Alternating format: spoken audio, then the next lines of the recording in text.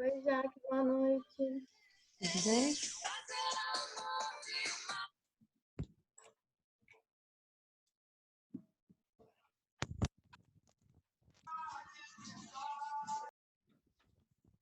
Boa noite. Boa noite. Boa noite. Boa noite.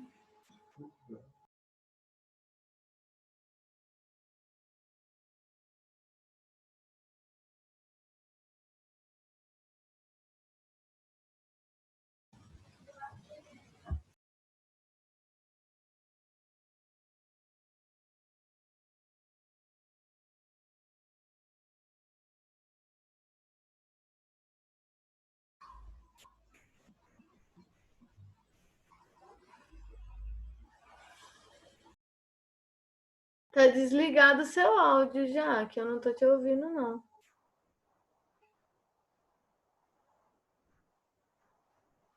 O microfone. O áudio fica saindo, não. Agora tá? Agora sim. Eu estava dizendo, então vocês não ouviram eu cumprimentar vocês, né? Boa noite. Boa noite. Eu estou perguntando aqui aonde é que eu parei, que eu não estou lembrando.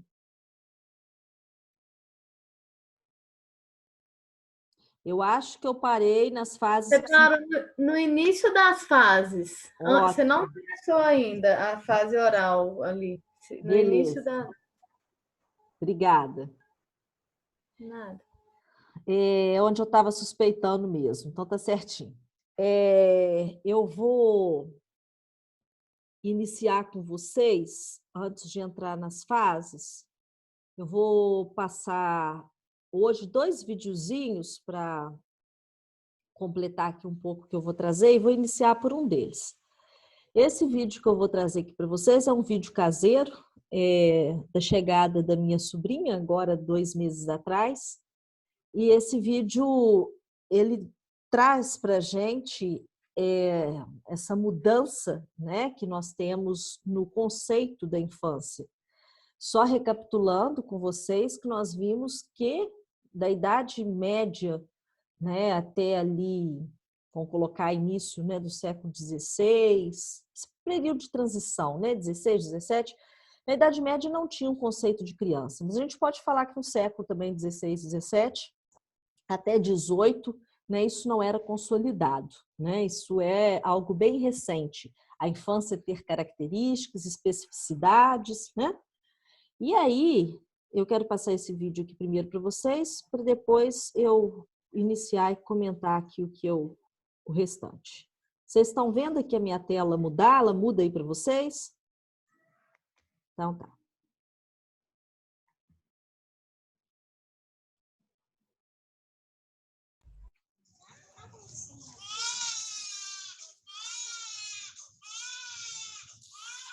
Ah, não fica passando nada não, fica já. Tá na tela do slide ainda, Jaqueline. Não mudou, não. Então, peraí.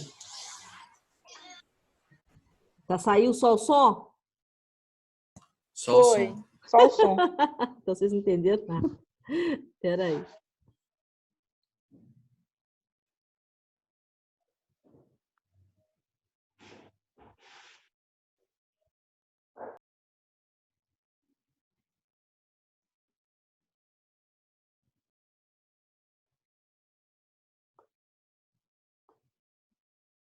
Vocês veem aí a minha tela do WhatsApp?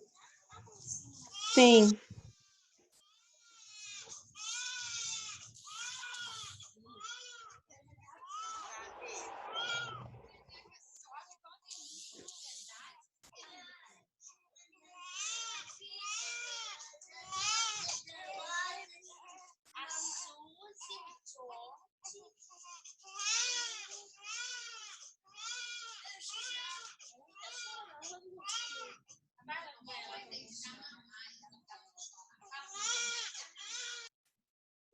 Muito bem.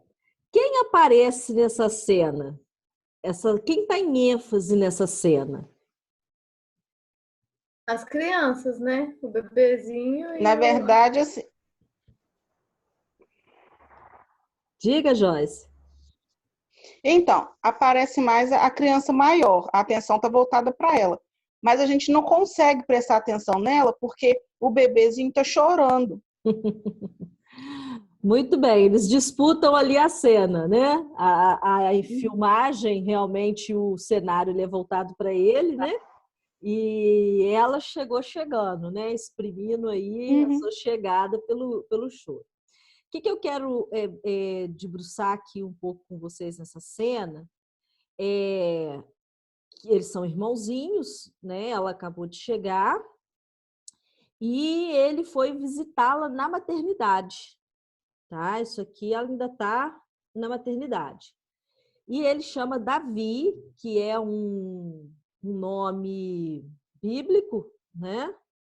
E a minha cunhada tinha a intenção de colocar um nome bíblico nela também. Só que ele é fã da Peppa. E aí ele disse que queria que a irmã chamasse Rebeca. E aí o nome dela é Rebeca e ele chama ela de Bebeca, né? Que é o nome que ele já chamava a bonequinha lá que tem no... Como é que chama? Na Peppa Pig, né? Outra coisa que me chama a atenção aqui é que ele vai visitar a irmã e o que está lá esperando ele, né? Em vez dele levar o presentinho para a irmã, tem um presente esperando por ele, né?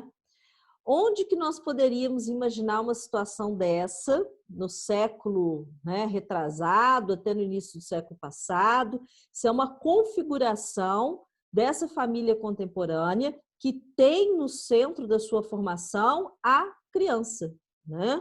Então, todo esse cuidado e esse manejo aqui é para que ele, o irmão mais velho, receba da melhor maneira a chegada da irmã, né? Sem trauma, sem sentimentos de muito conflito, né? Então, tudo pensado e organizado em torno dessas crianças, né? Deixa eu tirar aqui. Nós só podemos pensar algo dessa dimensão, conforme eu coloquei para vocês, na família moderna. Isso não cabe, né, no contexto que nós vimos lá para trás. Mudou aí para vocês? Aparece agora o meu slide? Ainda não, já. Para mim, sim. Beleza. Deve ser pela Pra mim internet. também. Show. Mudou agora. Beleza. Então, vamos lá. Cada uma dessas fases que nós vamos ver agora, né, incluindo a dos bebês ali que eu mostrei para vocês, diz respeito a uma etapa do desenvolvimento da libido, em que há preponderância de uma zona erógena em modalidade específica de relação com o objeto. Então, eu já disse isso para vocês e reafirmo que quando nós estamos falando de desenvolvimento psicossexual ou da libido, nós não estamos falando de uma questão voltada para a relação sexual. A relação sexual, ela é o fruto do amadurecimento dessas etapas, né? Quando o sujeito vai vivenciar cada uma dessas etapas no seu tempo, ao final das contas é ele chegar à adolescência, né? Tanto com a maturação física quanto com a maturação psíquica, que permite a ele a vivência da libido a partir do órgão genital. Então, só lá na frente, né, quando a gente tem esses dois desenvolvimentos, físico e psíquico, nesse momento aqui anterior, que é no início da vida, né, até antes de chegar ali na adolescência, essa zona de prazer ou zona erógena, como nós falamos, ela não está voltada para o órgão genital, né? Ela está voltada para outras zonas que nós chamamos de zonas parciais, ok? Então, vamos ver. E nós chamamos isso de relação com o objeto, né? O que é o objeto? É aquilo que traz a satisfação. Então, o primeiro objeto, a gente vai ver daqui a pouquinho, é o seio materno, né? O seio funciona como objeto de satisfação. Depois vão vir os substitutos, que é a mamadeira, que é o bico, a mão, né? Chupar o dedo. São os substitutos, todos eles objetos de obtenção de prazer por uma zona erógena, né? Que é a boca. Vamos lá, então, caminhar. Essa primeira fase da libido, né, nós chamamos de etapa ou fase oral, ela vai em torno do 0 a 15 meses. Por que em torno? A gente não tem uma... Peraí, que está pegando aqui em cima da luz. A gente não tem uma fase fixa, fechada para isso, né? A gente tem uma estimativa. Pode ser que algumas crianças fechem esse ciclo mais cedo, outras um pouco mais tarde, né? Cada criança tem seu tempo. Mas a gente tem um tempo médio, que é esse que eu estou apresentando para vocês. O principal de nós entendermos aqui nessa fase é que a boca propicia, né, ao bebê um conhecimento do mundo à sua volta. E o seio da mãe é o primeiro objeto da pulsão sexual. O que é isso? O primeiro objeto da pulsão sexual? O objeto que vai trazer essa satisfação. Lembra que pulsão envolve você ter uma carga de energia, né? E depois uma descarga. Toda pulsão tende para descarga. E isso nos impulsiona na nossa vida, né? Então, como é que o bebê ele tem essa carga de energia pulsional? Através do toque, né? Através dos estímulos que se dá ao bebê. Ele se carrega dessa energia e ela vai precisar ser descarregada em algum objeto. Num primeiro momento, esse objeto é o seio materno. Aqui eu trouxe para vocês 2 fotos que são, primeiro com o seio e depois com o substituto, que é o dedinho. Essa foto aqui é da internet e essa foto aqui dessa mãe amamentando sou eu. Estou amamentando a minha filhinha caçula, Lavínia. Ela tinha aqui 3 dias de vida. Tá aqui, mama. E aí, nesse momento aqui, né, você vê ela compenetrada aqui na função dela. E o que é o importante da gente localizar? Que o bebê aqui, mesmo quando tem a satisfação orgânica, né, que o leite traz os nutrientes para que ele esteja satisfeito do ponto de vista da nutrição, o bebê ainda quer continuar a sugar, ele ainda quer continuar, né, com a sucção. Por quê? Porque nesse momento nós temos aquilo que é além do instinto. Lembra que eu falei isso para vocês na semana passada? O instinto é exatamente sugar para a nutrição. E o que é esse manter essa sucção para além da nutrição? É a pulsão, é a satisfação que o bebê está tendo, que é para além de uma necessidade orgânica. Então, observem que nós temos 2 coisas se desenvolvendo ao mesmo tempo. Nós temos o corpo, através da nutrição, do aleitamento, né, do leite materno, e nós temos o psíquico, né, através da forma como é oferecido para esse bebê essa nutrição, né? Que forma é essa? Pode ser uma forma super protetora, né? Que é quando a mãe chega com o excesso de cuidado, uma criança que não chora para ser amamentada, uma criança que não pede por mamar, a mãe já está ali, a criança nem deu o tempo, ela já está dando ali, ou seja, o seio, ou seja, a mamadeira, né? Essa mãe não deixa essa criança se pôr como sujeito desejante, né? Não só no mamar, mas também no pedir colo, no incômodo com a fraldinha molhada ou suja, né? Aquela mãe que está ali integralmente para nada sair errado, tudo ser perfeito. Isso é muito prejudicial para o desenvolvimento. Por quê? Porque o bebê ele não aparece na necessidade, na demanda. A demanda só vem como alguma coisa está faltosa, né? Quando faltou aquilo que ela está precisando, ela vai reclamar, eu quero. E isso, psiquicamente, o sujeito está aparecendo. Tem um bebezinho aí reclamando, tá na demanda. Não é seu vídeo, não? Acha que... Não, né, não. É a da Beta? Acho que é da Beta, hein? Deve ser. Isso aí, tá ótimo, tá saudável, tá vendo? Isso que é equilíbrio. Já vou desligar, gente. Espera aí que tá lenta a minha internet. Tá travando tudo. Você deu uma aula prática, não se incomode. Muito bom. Super, eu achei que era você dando exemplo de verdade. Não, caiu igual luva. Beijo para a Júlia. E aí, nós temos do outro lado o outro tipo de mãe, que é, eu estou falando mãe, gente, sempre que eu falar mãe, vocês entendam mãe ou substituto da mãe, tá? Aquele que faça a função materna, tá? E o outro lado é aquela mãe que, mesmo a demanda chegando, a mãe não apresenta, né, aquela demanda, o cuidado. Olha lá a Júlia dando para a gente uma palhinha, olha. Delícia. Tá parecendo com o pai, hein, Roberta?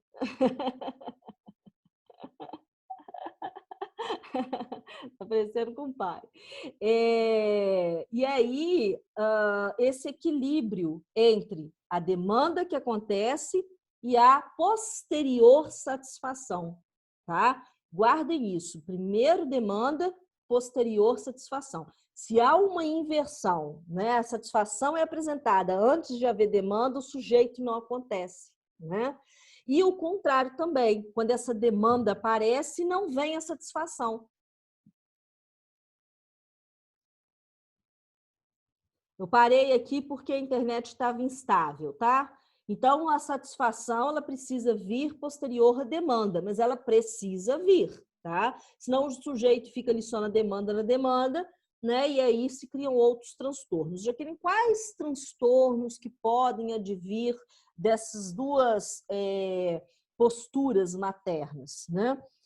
No caso da mãe superprotetora, isso pode gerar a psicose, né? Que é exatamente isso. A psicose é quando o sujeito não aparece na demanda dele, né? Ele é sempre um sujeito invadido pelo outro, ele é sempre um sujeito sem os contornos da sua identidade, né? Exatamente por essa primeira invasão, né? Da mãe ou do substituto.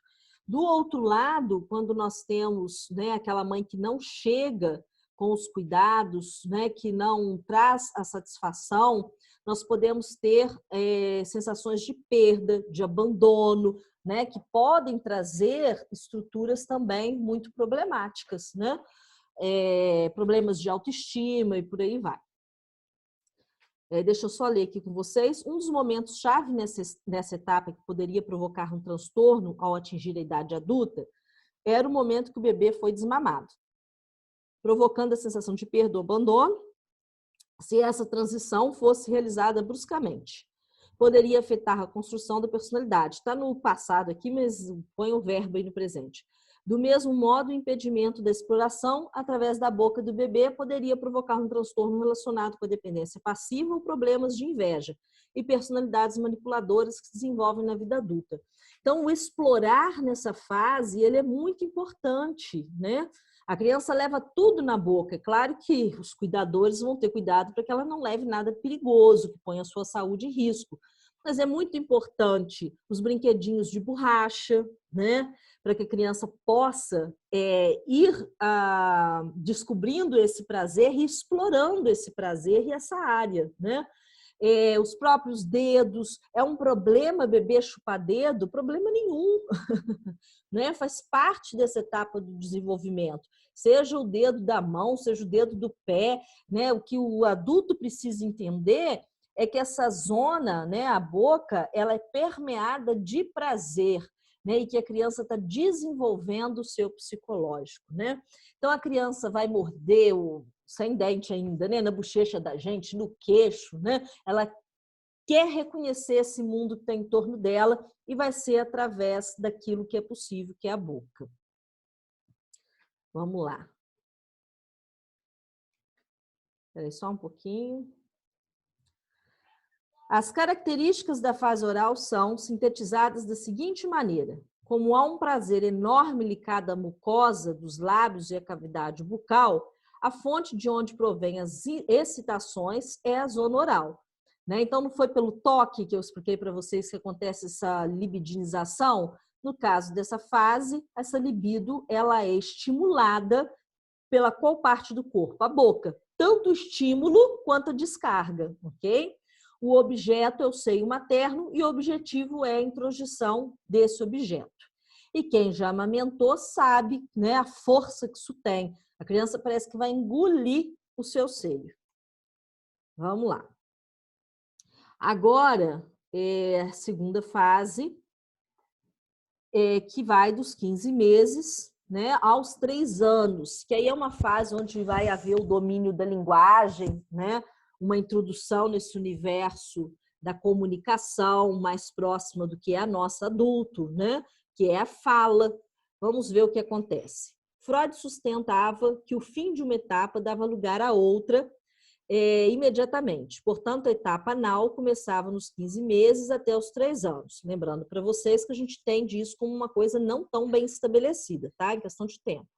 Nessa etapa, o bebê começa a aprender o controle das esfíncteres, ou seja, tanto urinar quanto defecar. É na hora certa, vamos colocar assim, né? O que é a hora certa? Conseguir segurar para chegar ao banheiro ou ao troninho, né? Que é o piniquinho, né? Tem algumas pessoas que falam pinico, outros falam troninho. Em suas teorias, de acordo com a aprendizagem, de uma forma natural ou abrupta pelos adultos que educavam. A criança poderia desenvolver diferentes transtornos, dependendo do quão traumática a aprendizagem teria sido. O que é importante nós entendermos nesse momento, nessa fase? A relação que a criança tem com as fezes. Isso é extremamente importante. Nesse momento, essa zona erógena se desloca, ela não é mais a boca. E permanece um pouco a boca, né, porque já ficou uma zona explorada, mas ela vai se deslocar para o intestino, né? E segurar ou soltar as fezes passa a ser algo extremamente prazeroso para a criança.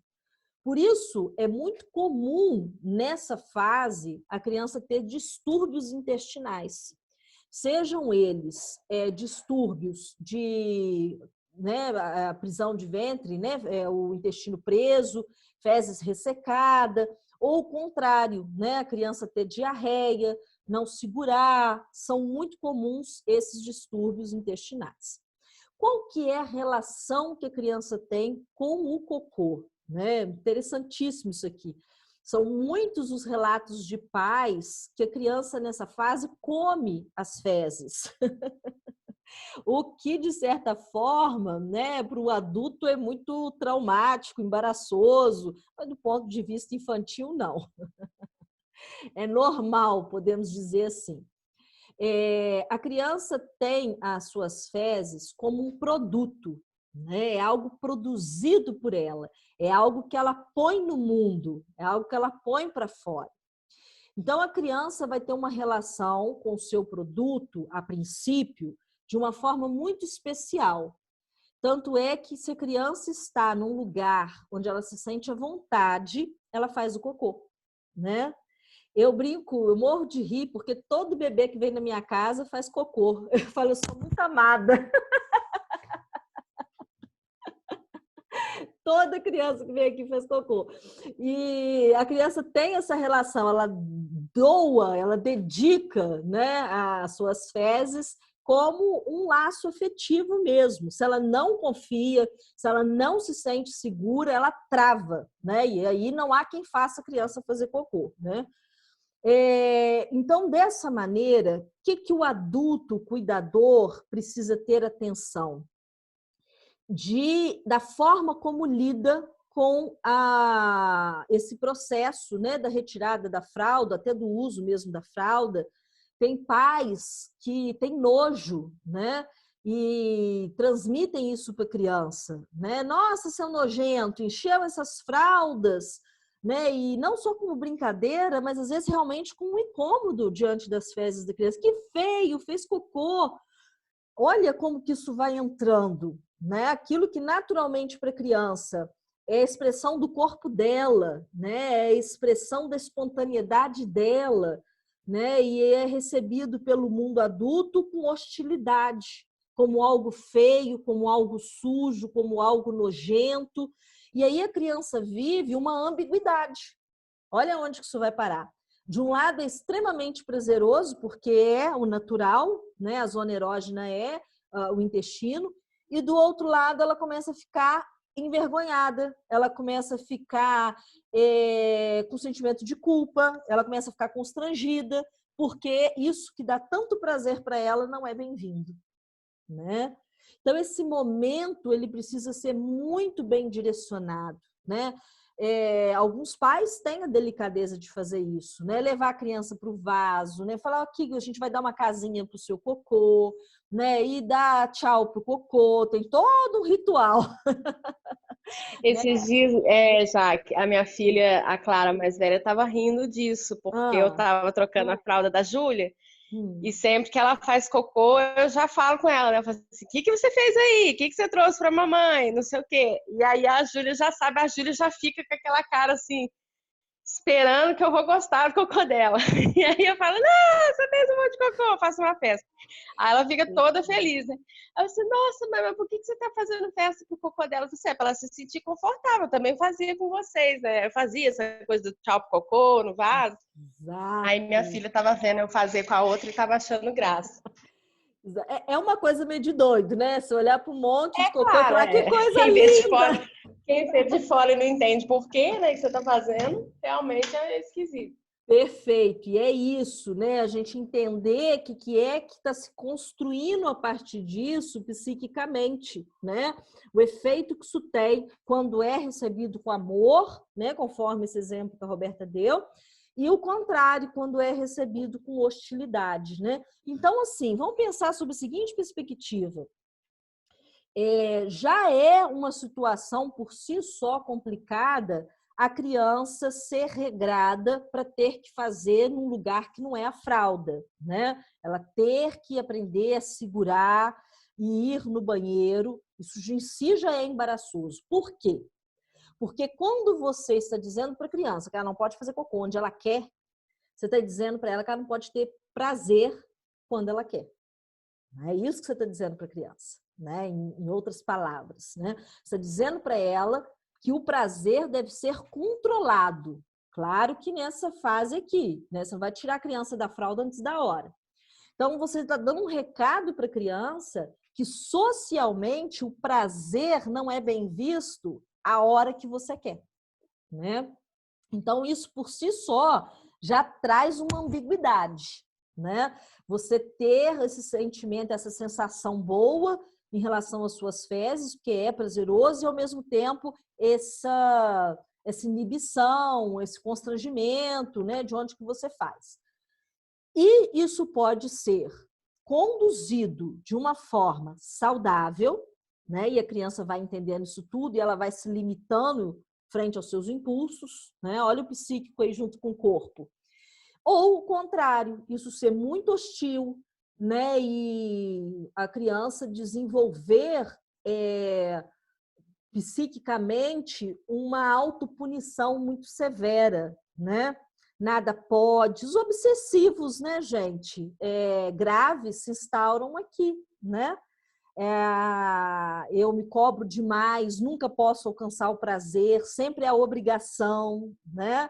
Tá tudo aqui na fixação dessas fases não bem atravessadas, vamos dizer assim, né?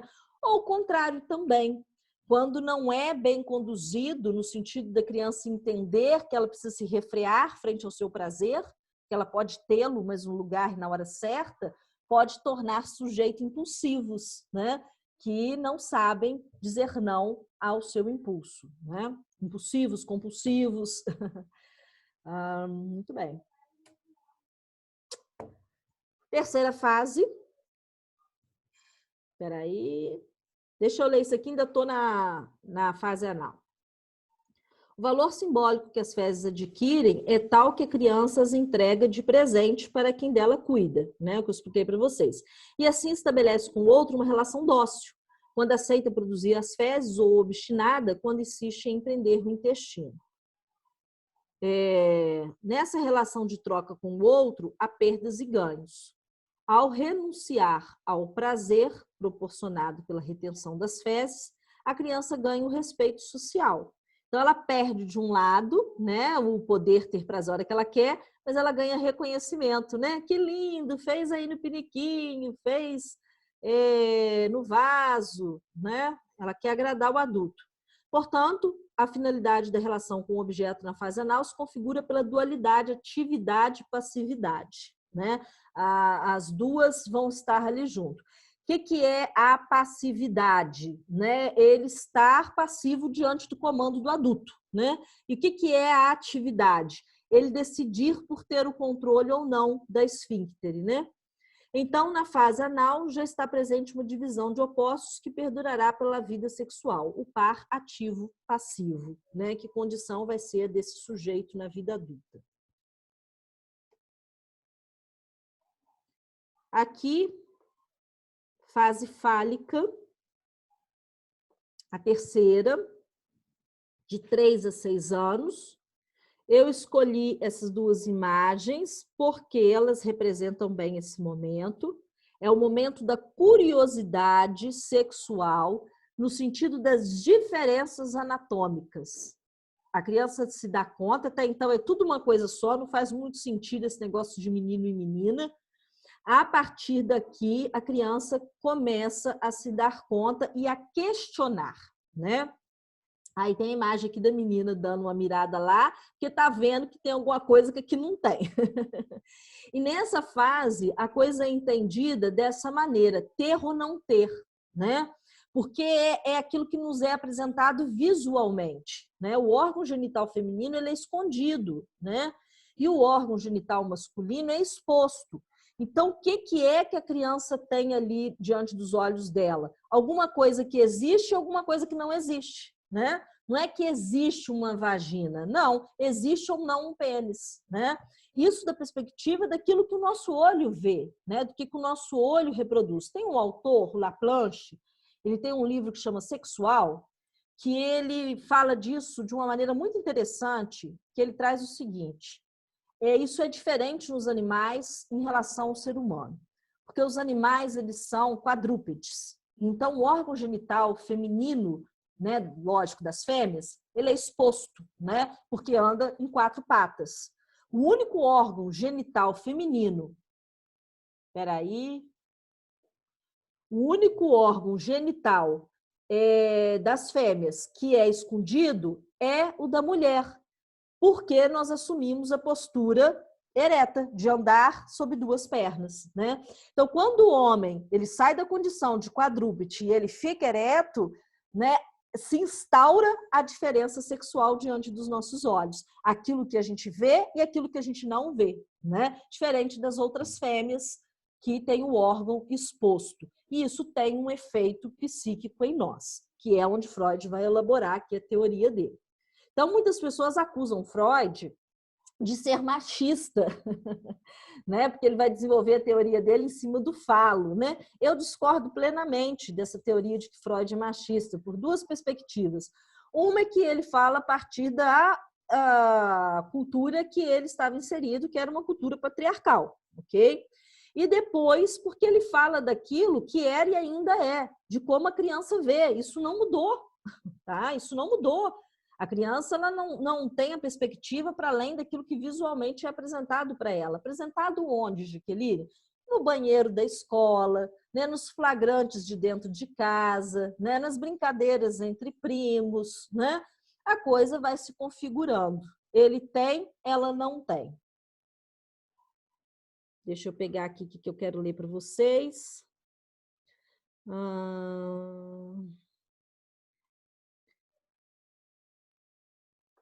O período de latência... Peraí, gente, só um minutinho. Não, passou, por isso que eu estou perdida aqui. Peraí.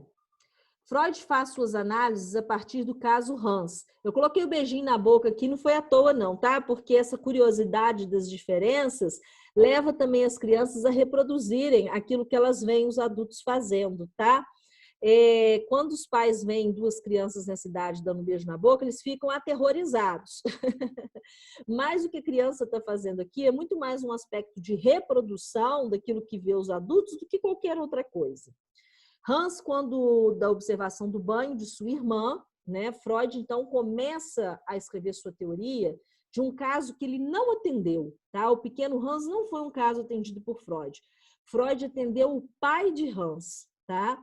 E o pai de Hans trazia os depoimentos e Freud analisava a partir do pai. Então, com 7 dias, ele viu a irmã tomando banho. E aí ele vai dizer assim, o pipi dela ainda é bem pequenininho. Quando ela crescer, ele vai ficar bem maior.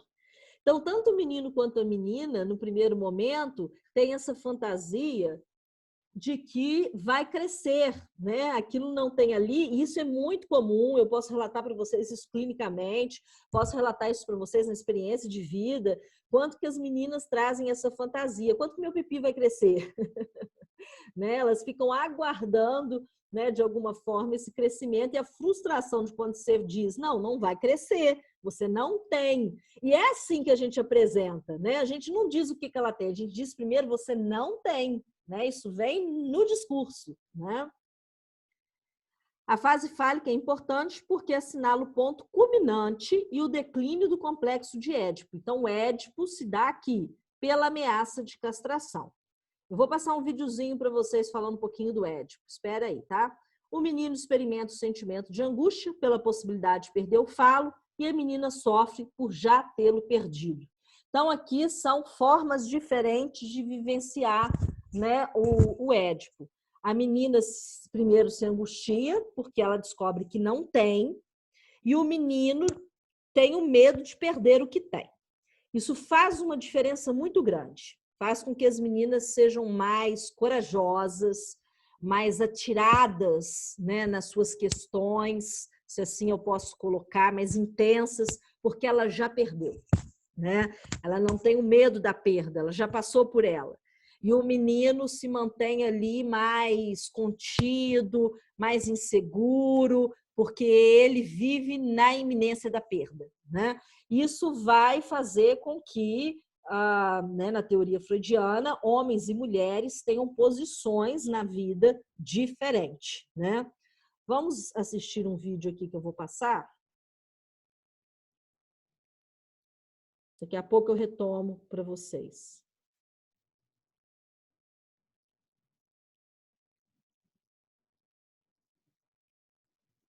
Aparece para vocês aí na tela, pai como rival?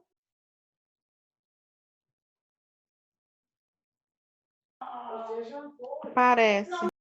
Beleza. Espera só um pouquinho.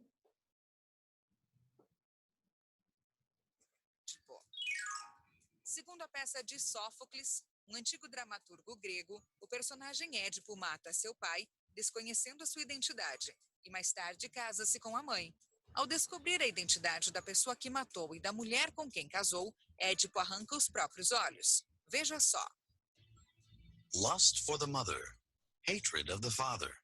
As an infant, incredible, impossible feelings to uncover in oneself, especially in 1896.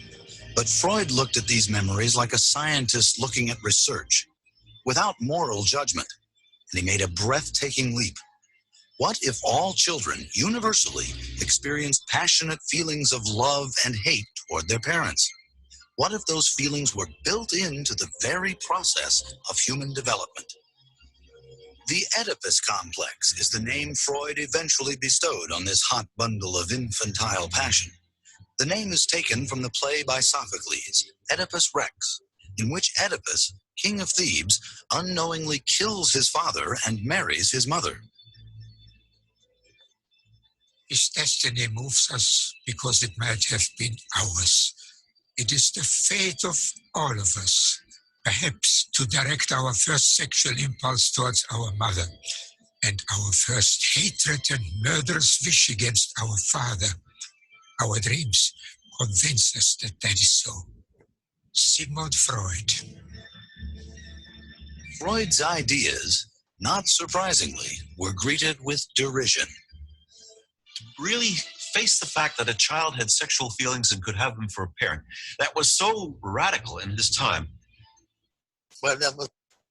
Gente, vai acabar a transmissão. Eu vou parar aqui, continuo.